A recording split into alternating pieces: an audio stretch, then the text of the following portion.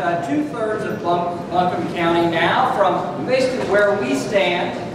Well, anyway, you're the legislature, you can tell us. I think it's too soon to joke. Sorry about that. But what a wonderful and beautiful day in western North Carolina, isn't it?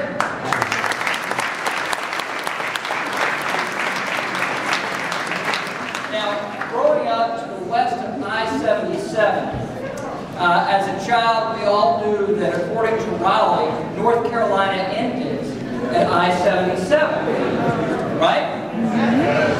It is a very significant thing that our new governor, after being sworn into office, his first order of business was to travel directly to Asheville.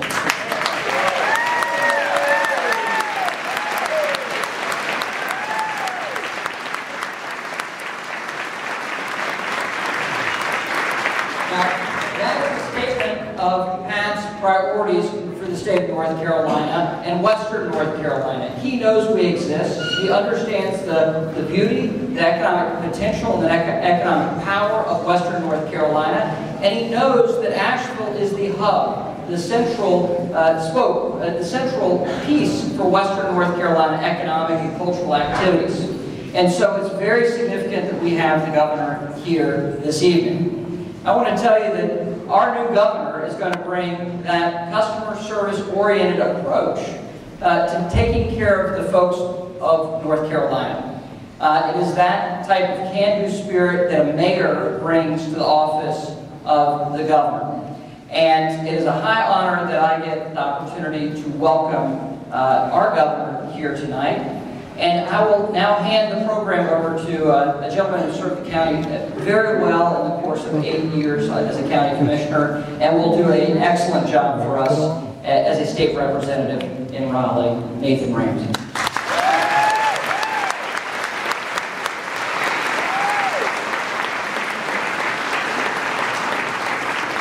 Congressman McCrory, thank you so much. Governor McCrory, thank you for being here in western North Carolina, the best part of North Carolina.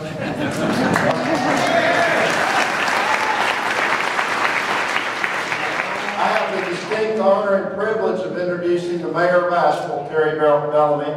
I will tell Governor McCrory that you've entered into the promised land. We know this not by what we say, but in the Bible, God told Moses that he could not enter into the promised land, but he would get to see the promised land. So God took Moses up on top of Mount Pisgah, and he took the top look out and see the promised land. So you go off the Blue Ridge Parkway, Governor McCrory, you will see the promised land. And thank you for being here. Mayor Bellamy has served on Asheville City Council since 1999. She's been the mayor since 2005. She grew up in this community. She loves this community. She works every day for the betterment of the people of Asheville in this region. And she has always been able to one-up me, whether it was running the Chamber Challenge. She looked better running, and I think it was a little faster. But also, just this past year, she's a graduate of Asheville High School. Asheville High School beat Reynolds in football, and she has never let me forget that. And this past week, we had the honor of going down to Charlotte to see UNC Asheville play UNC Charlotte, which is her alma mater. And UNC Asheville lost in overtime to the UNC Charlotte. So congratulations, Mayor. Thank you for being here, and thank you for the wonderful job you do for the people of this community.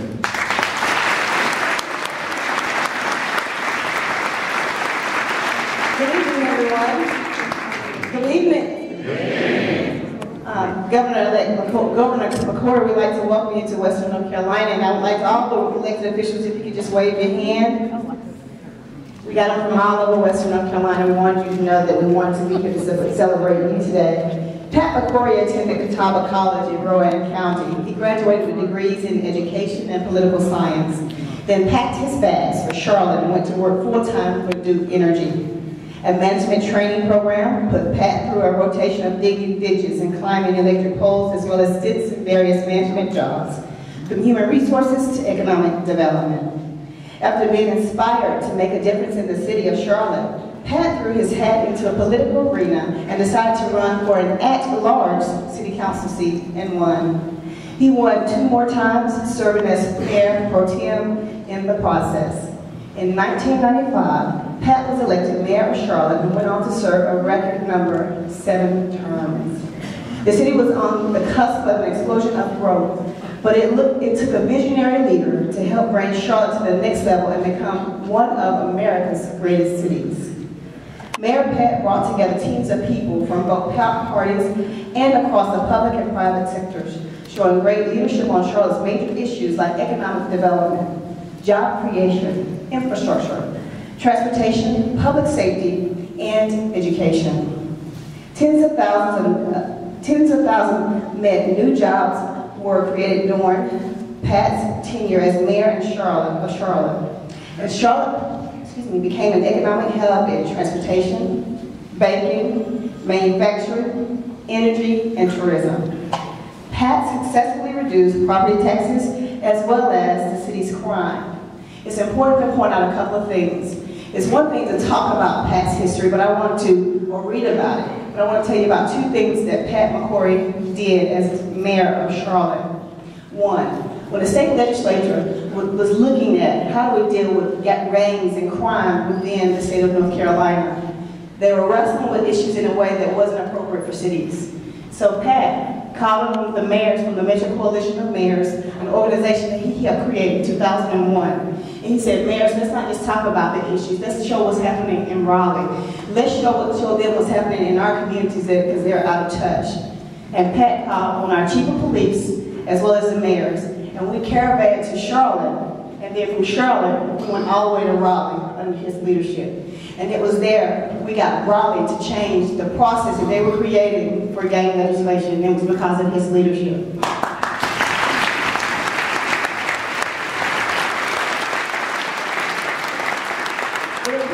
When it comes to transportation, North Carolina, Governor McCrory understands public transportation. In the city of Charlotte, when they were looking at how can we get people from the outskirts of Mecklenburg County through downtown, in downtown, how do we get them to spend money? It was Mayor McCrory at the time who said, we're going to get a we're going to get a short rail in the city of Charlotte. Nobody believed it could be done. He lobbied in Charlotte, he lobbied in Raleigh, he even lobbied in Washington. And the vision took hold. And he said, if we invest at least $1 billion, we can get the investment by people improving the infrastructure along the corridors. We're going to see houses rebuilt. We're going to see people create new jobs. And it was then that Mayor McCrory said that we're going to do it. Despite some people saying no, he said we're going to do it, and they did it. And when they made that large investment in downtown Charlotte from the western part of the city, not only did he see transformation in the community leading up to downtown, when they put in $1 billion of investment, they created $4 billion in investment around the train. Governor McCrory, I know that you'll do a great job because you've done a great job as a mayor. And so I look forward to working with you. We have issues in Asheville I can't wait to talk to you about. I think they already did. And we're going to continue to do so. But I would be remiss in not saying I welcome you to Asheville, Western North Carolina, but right now we stand in Woodfin, and the mayor of Woodfin is here, and he stands with me in welcoming you to Woodfin and Asheville in Western North Carolina.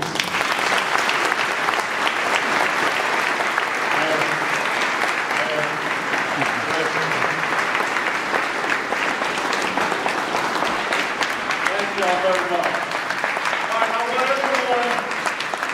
let me enjoy this moment. Everyone just turn toward the mounds. Put your hand out. Now finish them. Just enjoy the moment. This is the best of North Carolina right here. Isn't that the truth? This is fantastic. Mr. Commissioner, Patrick McHenry and I have been friends for a long, long time. I remember he was a new and young 23, 24-year-old state representative working hard for the Gaston County region. And then he ran for Congress and surprised everybody. And I'm telling you, the guy's working extremely hard in Congress, and now I've seen him represent in other areas of the state. I know he's new to Asheville, and you're representative. I'll just let you know, you will see him all the time. There's no one who works harder than Patrick McHenry. Congressman McHenry, welcome. Thank you very much.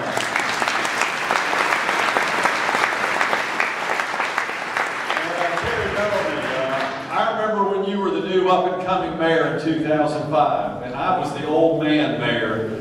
That was my 10th year in office, and this young, energetic, beautiful woman from Asheville, we met with the other mayors, and we just connected.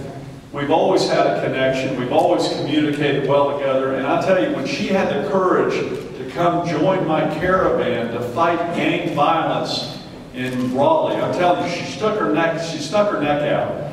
For all you in Asheville, she joined. I was a protester in Raleigh.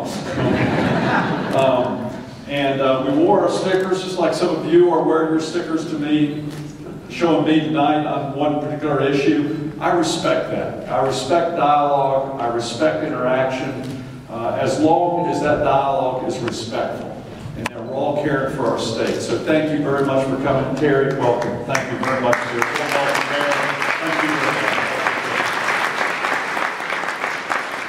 Tell you why I'm here is because in the past, the inauguration was usually just inside the belt line in Raleigh, where the governor gives a speech in front of the old Capitol, in front of actually an old government building in the government sector inside the belt line. Then they have the parade, then they get to work. What I wanted to do was something different this time. I got sworn in on Saturday in a ceremony with my family, with my new cabinet, and with the Council of States. It was televised, it wasn't private, it was public. When it's on live TV, I think that's pretty public. And we're very proud of that. But what we wanted to do then is throughout this week, visit the rest of the state and listen and learn from the people from throughout the state of North Carolina. And we purposely did say, I wanted my first visit to be right here. I hear there's a wonderful residence right above the Grove Park Inn here. I've never been there before. I'd never been to the mansion before up until 2 weeks ago in Raleigh either. But I just want to let you know I can't wait to spend the night there tonight and see the beautiful view. And that's going to be my first night out of Raleigh. I want to let you know after I spend the evening with you, and after this event, by the way, I want to spend some time with your elected officials. This isn't just to give a speech. I'm actually going to go in another room and spend some time with the congressman, with the commissioner, with your mayor, and with your county commissioners and other representatives here. We're going to go up and we're going to talk about some of the challenges each of us have. So this is not just to have a speech, but it is that dialogue. Tomorrow, I'm going to go to Greensboro, Guilford County area, Jamestown area, where I grew up, and have the same type of dialogue with those residents in the Greensboro, Guilford County triad area. And that area is also getting hit hard by the economy right now. In fact, their unemployment went up this month. I'm very concerned about that area too. From there, I'm going to go to New Bern, which is the first state capital, and the first resident of the first governor, and under British rule. And we're going to have an event at Tryon Palace. So here I'm going from Asheville to Tryon Palace, all in a 24-hour period. I look forward to that. And then I'm also going to Charlotte and go to my old city council meeting room and meet with the mayor and local officials there on Wednesday night and have the same type of dialogue. And what we're going to do is take all this dialogue and do what we've been doing for the last 3 weeks. And I'm telling you what I've been doing since the election night. We celebrated election night for about 15 minutes. I went to bed about 11:30 that night. And at 8 o'clock in the morning, I was on the road to Raleigh to work. There's so much urgency to do something right now. There are people hurting right now, just trying to keep their homes, trying to keep their jobs. We've got college graduates from our great schools, including Western Carolina, including UNC Asheville, who they're graduating and the kids can't find jobs right now. And to me, that's not the North Carolina that I grew up in and came to when my parents brought me here in 1966 as a 9-year-old kid. This was a state of unlimited opportunity. And that's basically my theme right now for our state. There's unlimited opportunity in North Carolina. And what we have to do is unleash that opportunity. And that's what I'm going to talk about Saturday when I face Main Street giving my speech in front of the old Capitol building facing the city as opposed to facing the government steps. And what we need to do is now work together. I'm so pleased that we have Democrats, we have Republicans on this stage, independents in the audience, people who are for and against certain issues. We have got to learn to work together and have dialogue and have respect. And that's what we're going to do right now.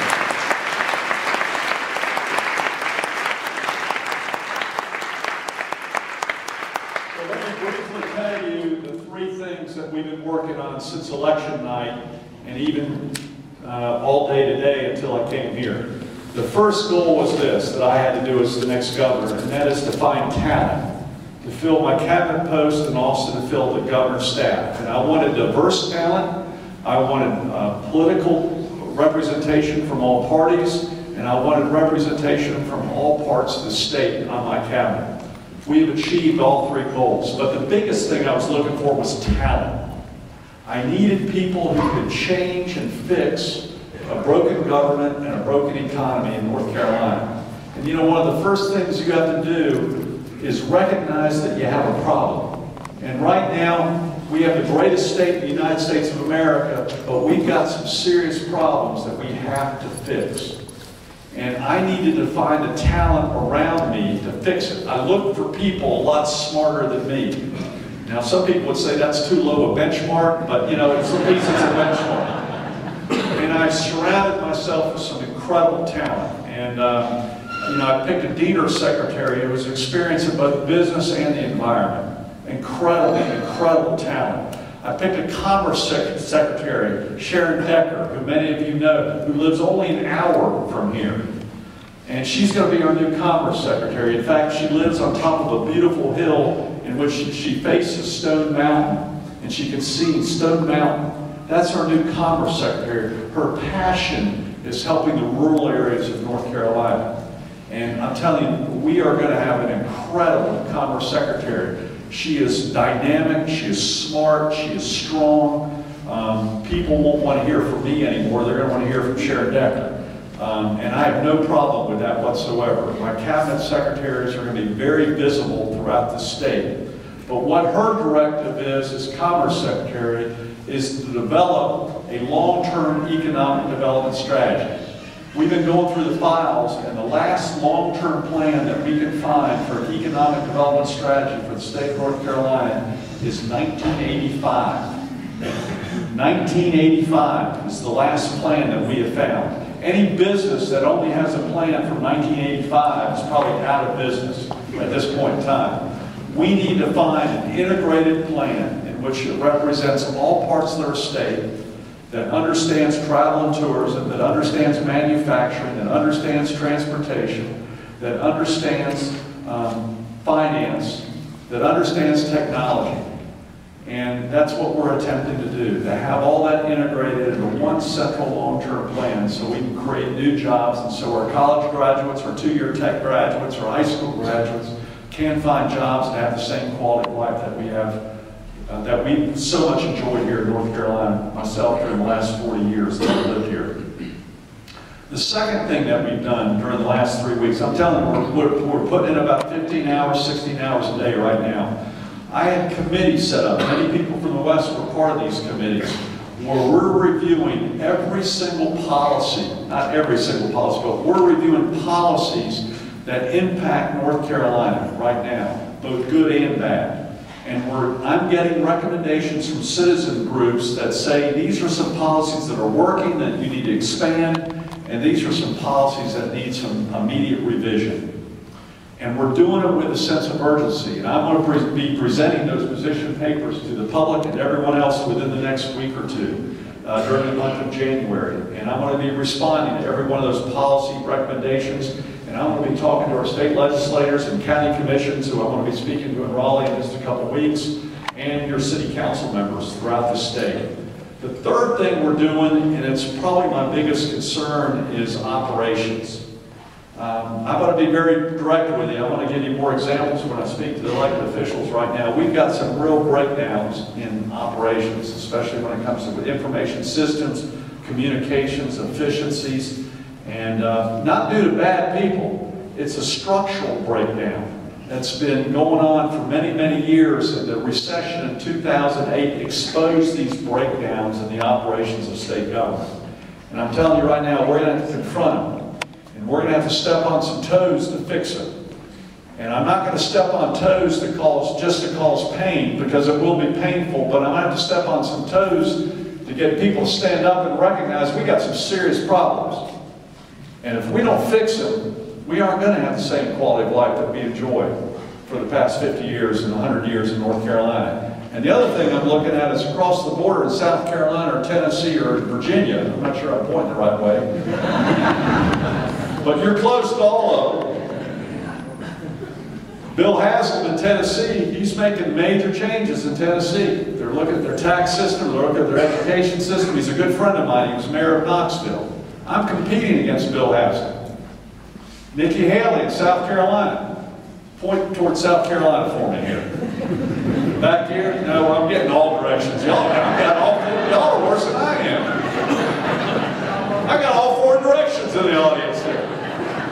We need to teach geography in our high schools.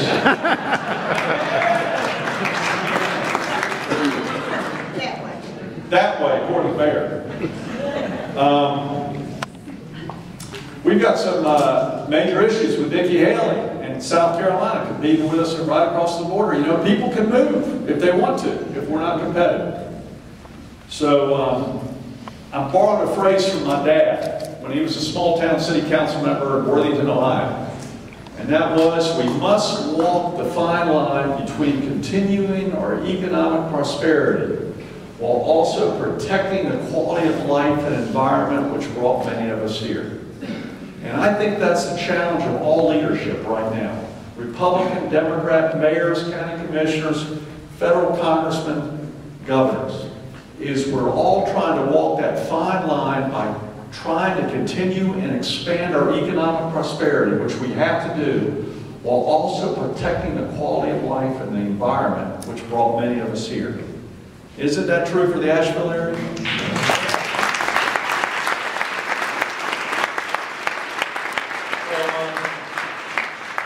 That's one of my great challenges as governor, just like it was as mayor. And I'm going to need your input. I'm going to need your solutions. Don't just tell me what the problem is. Find a solution for me. I'm surrounding myself with problem solvers, not just people who say, I've got a problem. I'm looking for people who can solve the problem. And I want to let you also know that I'm still filling out, looking for talent in our administration right now. I've filled all the 8 cabinet members. Commerce Secretary, Dean Secretary, DOT, all 8 of them. And, but we need more talent, especially in the areas of information systems, finance. We're running billion-dollar operations. And we've got to make sure we do it good and effective and efficiently, because it's your money. You're the customer. And that's my goal. So I look forward to working with each one of you as we discuss some very difficult issues, from regarding healthcare implementations, to new transportation systems, to tax reform, and the list goes on and on and on. You've got some local issues that I know you're dealing with right now. I'm going to be speaking with your local elected officials and many of you on these local issues also. And in some ways, I might say I'm getting out of the way. In other ways, hopefully we can be part of the solution. But let's make it a partnership, okay?